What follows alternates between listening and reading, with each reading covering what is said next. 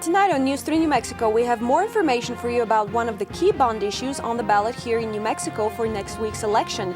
Plus, Roosevelt County Sheriff Darren Hooker has tips on how to stay safe during Halloween celebrations. Also, Jared Chester will bring you a look at local and regional sports, and Brandon Carter will have the latest updates from Superstorm Sandy as well as our state weather outlook. It's Tuesday, October 30th, and News 3 New Mexico begins right now. In eastern New Mexico and the surrounding region, this is News 3 New Mexico, your local source for news, sports, and first weather. Good evening, I'm Ashley Espinosa. And I'm Eliana Goni.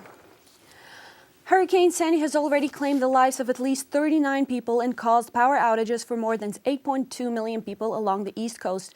New York City was especially hard hit with its subway systems shut down and much of Manhattan without power. And it's not over yet. More heavy rains and winds are predicted still. The superstorm caused when Hurricane Sandy merged with two other storm systems is moving westward today across Pennsylvania and is expected to make a turn back into New York State tonight. Sandy has also affected the Midwest with high winds, uprooting trees, cutting power and creating waves of above a record 20 feet on southern Lake Michigan.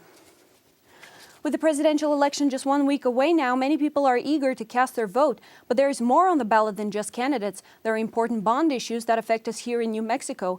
Our News 3 New Mexico reporter Kayleen O'Brien has more on that story. Bond C is worth $119 million for higher education in New Mexico. News 3 New Mexico spoke with President of Eastern New Mexico University, Dr. Stephen Gamble, to find out how much money ENMU could receive and how they plan to use it. Bond C, which will be voted on at the general election, although early voting is taking place now, has $9 million for Eastern New Mexico University to completely redo the Jack Williamson Liberal Arts Building. The Jack Williamson Liberal Arts Building is one of the oldest buildings on the campus, built in 1961. Many math, English, and other courses are held in the building, and many faculty have their offices there. By the bond passing, then they're going to have money to renovate the entire building, which I think will be wonderful for the faculty and the students, because I think it'll improve the learning environment. Students attending ENMU take numerous core classes in the Jack Williamson Liberal Arts Building. Many students say they support Bond C. It involves everybody at the campus, everybody who goes to school here. I'm in here once a day at least. That we're really proud of is the fact that it won't affect an individual's taxes. We can look them in the eye and say there is no tax increase associated with the GO Bond C. Reporting for News 3 New Mexico, I'm Kayleen O'Brien. Early voting is still taking place through Saturday, and remember to turn the ballot over to vote for Bond C and the other statewide bond issues. Bond C will help ENMU and other universities throughout New Mexico without raising property taxes. If Bond C passes, the Eastern New Mexico University campus in Roswell will receive $1.5 million, the campus in Ruidoso $500,000, and Clovis Community College could be looking at $800,000. In addition to Bond C for higher education, New Mexico voters will have to consider 5 constitutional amendments and tens of millions of dollars in other general obligation bonds when they vote in the November 6th election. 3 of the amendments deal with reforming the state's Public Regulation Commission. The other bond issues will cover improvements for senior citizen centers across the state as well as library projects. Hurricane Sandy has caused a lot of devastation across many states along the East Coast. For more news on that, let's turn it over to our News 3 New Mexico weatherman, Brandon Carter. Brandon? The damage from Hurricane Sandy, now being referred to as Superstorm Sandy, has been felt on a global scale, as travelers from all over the world have had their flights canceled. One flight tracking service says that more than 6,000 flights have been canceled today, bringing the total up to 15,000 canceled flights so far. Meanwhile, massive power outages are being reported, with millions affected in the New York and New Jersey areas. And residents all along the Northeast coast are dealing now with flooding, fires, downed trees, and even snow. We'll have more on that for you, plus a look at our weather right here in New Mexico for tonight and tomorrow's Halloween activities. For now, back to the news desk. Thanks, Brandon. New Mexico Governor Susana Martinez has named a businessman from southeastern New Mexico to a commission that oversees the State Department of Transportation. 56-year-old Robert Wallach of Hobbs will find a vacant spot on the 6-member State Transportation Commission. The commission sets policies for the department. Wallach's appointment is subject to confirmation by the State Senate. Well, tomorrow is Halloween, and even the guys on the Eastern New Mexico University baseball team are celebrating with a special game for the community. Jared Chester will tell us how in today's First Look at Sports. Jared? Thanks, Eliana, and welcome to First Sports. Sports fans, with me, Jared Chester. While the MLB's year is over with the Giants coming out on top, of course, here in Portales, baseball is just beginning. The NMU baseball team is having an inter-squad game tonight here in Portales for fans to come and watch. And the kicker is that they're doing it in their Halloween costumes. They'll play a 5-inning game today at 6 p.m. Mountain Time. I talked to Coach Chris Terry earlier, and he says it's going to be a fun time with a bunch of raffle prizes for all fans and free pizzas to students who want to come. He also encouraged fans to come dressed up, as there will be a best costume prize given away at the game. Coach Terry hopes to make this an annual event and hopes this will be get the community more involved with the team. And hey, stick around for my full local look at sports. Anchor Desk, back to you. Thanks, Jared.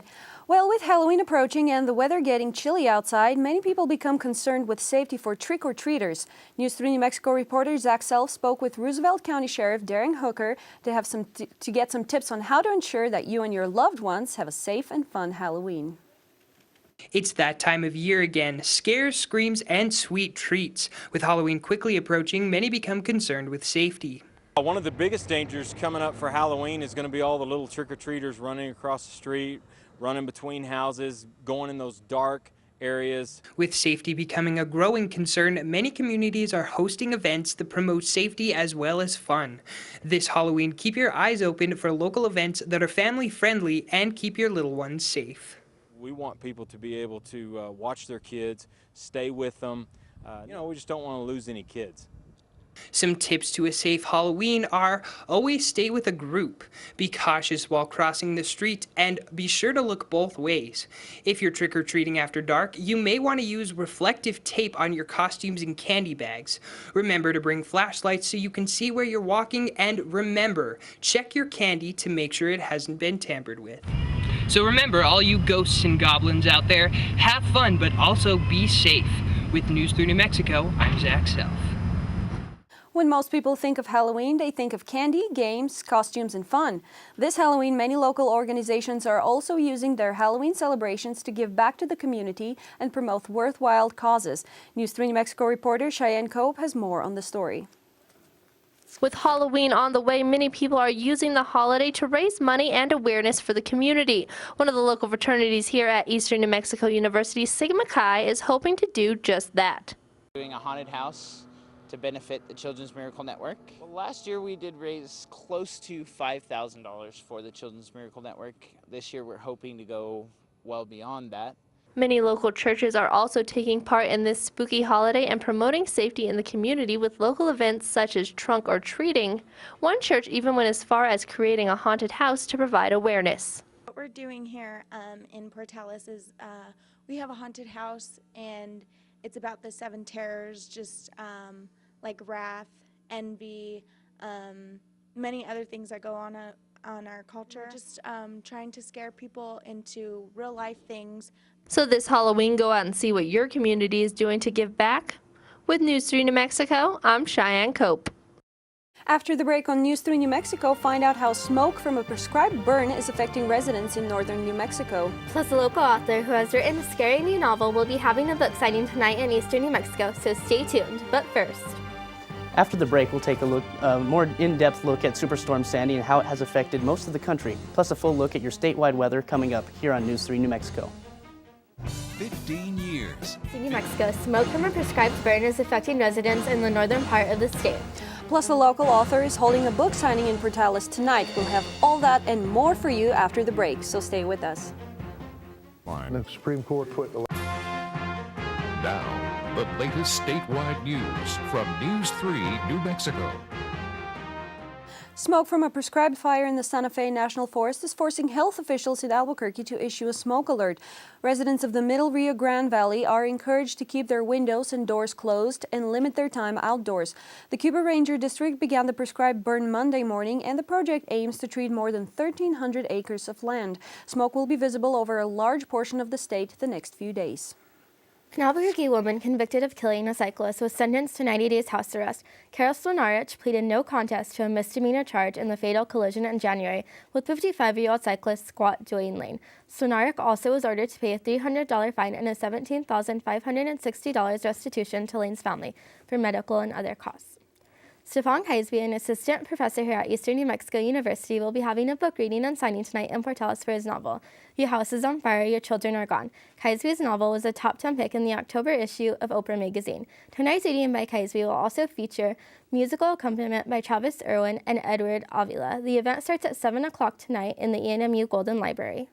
Hey guys, don't move a muscle. All your local football and soccer highlights are just around the corner. News 3 New Mexico Sports is next. I think raccoons are... As the trick-or-treat costume game is at 6 o'clock tonight. That'll do it for me. I'm Jared Chester. Till next time. Thanks, Jared. Coming up, we'll check in one more time with our weatherman, Brandon Carter, for a final look at our Halloween week weather. That's right after the break, so stay tuned right here to News 3 New Mexico. I am the Peruvian Indian.